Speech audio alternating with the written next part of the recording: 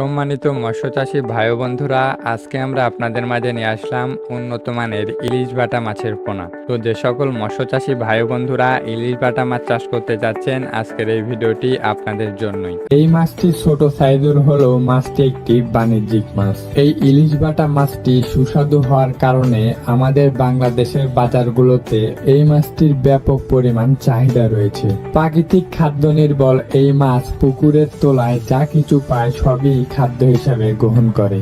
এই ইলিশ বাটা মাছ চাষের ক্ষেত্রে প্রতিদিন পুকুরে পরিমিত কাঁচা গোবর দিতে পারলে এই মাছটিকে 2 থেকে 3 মাসেই বাজারজাত করা যায়। মিশ্র চাষে এই মাছ সম্পূরক খাদ্যেও ভাগ বসায়। এই মাছের প্রতি কেজি ডিম থেকে রেণু প্রাপ্তির সংখ্যা প্রায় 2.5 থেকে 3 লক্ষ। বর্তমানে বাংলাদেশে ইলিশ বাটা মাছ চাষ করে বেশ লাভবান হওয়া সম্ভব।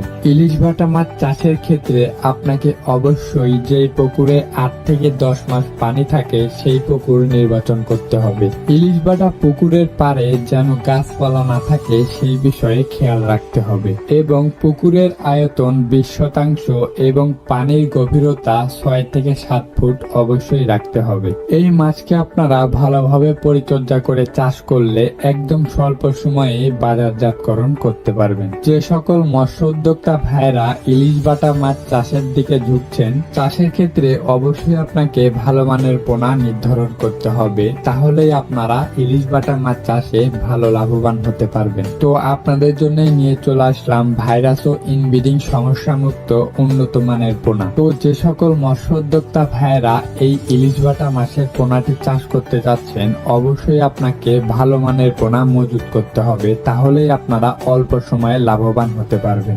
একমাত্র আমাদের কাছ থেকেই উন্নত মানের ইলিশ বাটা মাছের পোনা ক্রয় করতে পারবেন।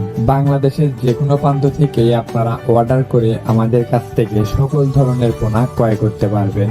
আমরা বাংলাদেশের যে কোনো প্রান্তেই কুরিয়ার সার্ভিসের মাধ্যমে অক্সিজেন দিয়ে সকল ধরনের পোনা হোম ডেলিভারি দিয়ে থাকি। দেরি না করে আমাদের ভিডিওর স্ক্রিনে দেওয়া নাম্বারে যোগাযোগ করুন, অথবা চাইলে আপনারা সরাসরি আমাদের হ্যাচারিতে এসেও সকল ধরনের পোনা যাচাই বাছাই করে ক্রয় করতে পারবেন।